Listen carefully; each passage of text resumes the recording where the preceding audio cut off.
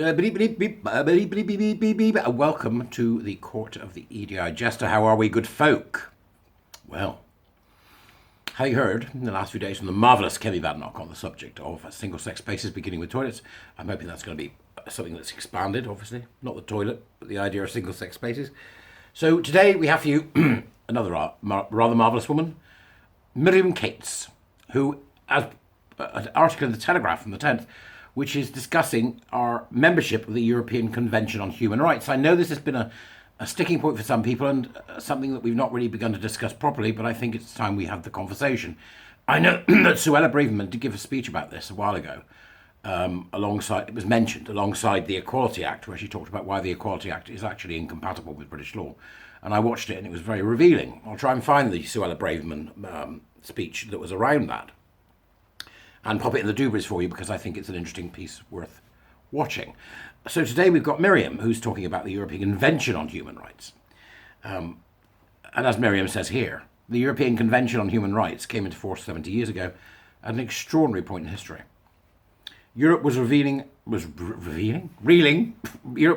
after a conflict that engulfed the whole continent, leaving millions of people dead and displaced and countless others scarred by the unimaginable human rights abuses perpetrated by the Nazis.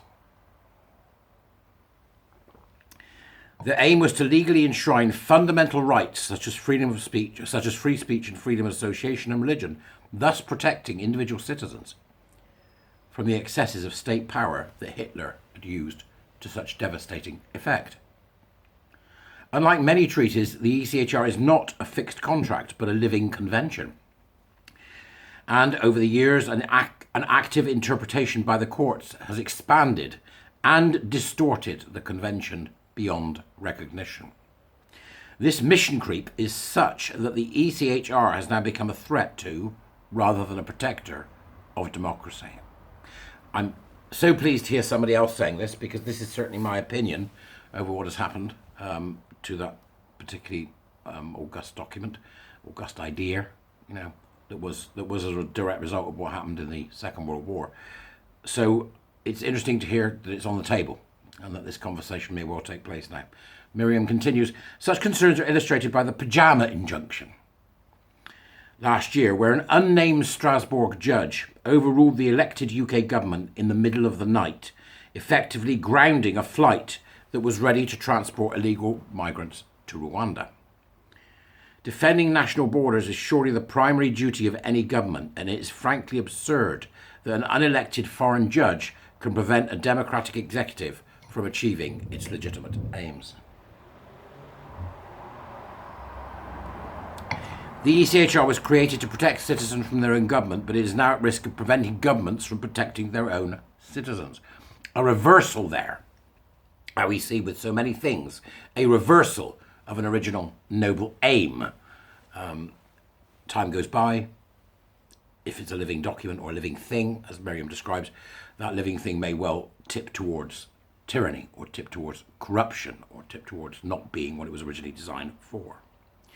Uncontrolled mass migration is possibly the most serious threat of our time, and the ramifications of failing to tackle it will be severe. If the Supreme Court later this year decides that the government's Rwanda policy is incompatible with European law, there will be a very compelling case for leaving the ECHR. It is disingenuous to claim that this will be a backward step for our human rights in the UK. Our common law inheritance gives this country one of the best human rights records in the world. A heritage that predates the ECHR by many centuries. Again, similar to what I've been speaking about. The fact that we have a law, our laws are enshrined within them, rather than as a specific item. But while there are sound political arguments for leaving the ECHR, and the migration issue is of such significance that ultimately there may be no choice, we must be clear about the unintended consequences of such a move. So here we have Miriam coming to open up the conversation around, well, what do it mean? What exactly would happen? Because we've seen from looking back at our past, as I've been discussing recently with our warrior teachers, that we often did things, although we may have considered what happened in the future, what we weren't able to consider is the outcomes that never occurred to us. And we're seeing some of that erupting now into our culture. The unfortunate truth is that in the last 50 years, aspects of UK equalities legislation have massively mushroomed. Sorry, progressively mushroomed. That's because I'm hungry. Massive mushrooms. Progressively mushroomed to become a threat to freedom of speech, expression, religion, and association. A threat that is currently only held at bay by our membership of the ECHR. Human rights legislation and equalities legislation essentially pull in different directions. Human rights laws protect the individual against the state, but equality laws have evolved into an organ of state intervention, such as the public sector equality duty, which compels organisations to actively promote a selective notion of equality and has had a chilling effect on free speech. Very interesting take there. It is the culture created by equalities legislation that allowed NatWest to debank Nigel Farage, schools to socially transition children, and a first instance employment tribunal to consider Maya Forstad's factually accurate views on biological sex, shared by many of the population, somehow not worthy of respect. At present, our current human rights arrangement may be in some cases the only effective shield against such state overreach. If the UK were to leave the ECHR without reforming equalities legislation, we would regain the sovereignty required to tackle illegal immigration. But there may also be far-reaching repercussions for freedom of speech, association and religion, the very rights that post-war leaders sought to enshrine. This is not an argument for remaining within the restrictive ECHR, rather a plea for a substantial overhaul of UK's equality legislation.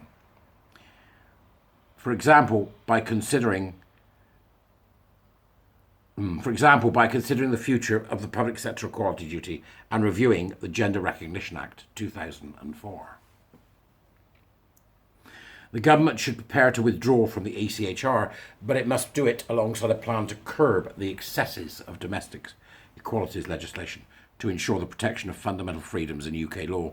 Only then can Britain claim to be a self-governing sovereign state or nation of free citizens. I think this was inevitable. I'd be very interested to hear what you've got to say in the Dubras. I will be.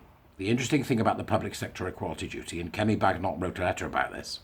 I'll see if I can find that and put it in the Dubras as well. Kemi Badenoch wrote a letter about this, is that the public sector equality duty requires people to pay mind to, be cognizant of, and follow the tenets of, or the theory and the underpinning processes and procedures of equality of opportunity. So unlike Miriam, I'm not as concerned about something like the public sector equality duty as I am about certain acts such as the one that brought UKRI into being. This is an act that brought in the public body for funding of the university system and brought in many smaller bodies into one big body called UKRI, which is the UK Research and Innovation Council, I think that's what it's called, who are now inculcating EDI, DIE and equity across every single application for funding in the university sector. So my concern isn't where Miriam's is. Miriam's talked about the public sector equality duty. I think the public sector equality duty in part is a good thing because it says you must promote equality of opportunity. What it should say is you must promote equality of opportunity and eliminate or eradicate the practice of equity, which is equality of outcome. You can't have both because they are chalk and cheese, black and white. Yep, Flanagan and Allen, Morgan and White. No, I went a bit far there, but you know what I mean. Right, so you can't have both. You either have one or the other. You can either have equity or equality of opportunity. You can't have both because one is the antithesis of the other. And it's equity, which we've seen being pushed over a few years, that drives incompetence. It's that simple. Because if you're working with quotas or ideas that you should take somebody because they're gay or they're black or they're, whatever it may be, then you're going to be screwing with your organisation's competency level, and that's never a good idea, really. Never a good idea, especially with the bigger ones. So it will be interesting to see what comes of this. I think Miriam started an interesting conversation here that needs to be had. Both, if you look at this from a political perspective, which I primarily don't, I primarily see as a cultural issue. If you look at this from a political perspective, both the left and the right have a vested interest in ensuring that freedom of speech is upheld. I don't know anybody who's on the left, and I'm going to say true left. See what I did there? True left. We'll say true left, who doesn't believe that freedom of speech is absolutely vital. It's the foundation, it's the beginning. Freedom of speech is the beginning, that's it. Freedom of speech. Untouchable. The Americans know that. Freedom of speech should be untouchable. Right? And then people will bleat, yes, but that doesn't mean freedom from consequences. No, it doesn't. No, it doesn't. It means it should mean that there should be a freedom for people to respond, which is what people should be able to do. And there isn't a freedom of consequence from your response either. Right? You want to bear that in mind, and you might want to turn the heat down a bit, yeah? Because somebody will say something, you'll get really, really upset, and then all horrible things happen. They start to cancel people, and then when people start to understand you're doing that, and you start to get opprobrium, it's just a a ridiculous escalation, a kind of ridiculous war of cancelling that does nobody any favours. So be careful what you wish for. It shouldn't matter if somebody's saying something that makes your blood boil. You should support it because you should support freedom of speech, not what they've said, but their right to say it. Because that's what freedom of speech is. And after freedom of speech, if you want a democratic country, if you want a country that's going to be successful, if you want a country that can truly be called progressive, and a country that truly can be called modern, the first thing that comes after freedom of speech is freedom of women. That's next. After that, everything else comes. Fair trial, freedom from slavery, all the stuff that the ECHR has in it, and all the stuff that both the left and the right would like to retain. If it's a conversation we're going to have, we'd better make sure that it's a conversation that is had by those with cooler heads than we have seen in the gender nonsense. And certainly, we should allow the principles of the Enlightenment, the principles of John Locke, Stuart Mill, those principles, to guide us in whatever happens next.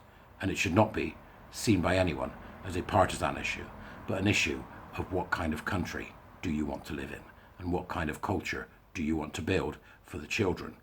Because currently, we are roundly trashing any hope that we'll have a decent culture for the next 25 years. And if we don't get a handle on that, it's game over for everybody.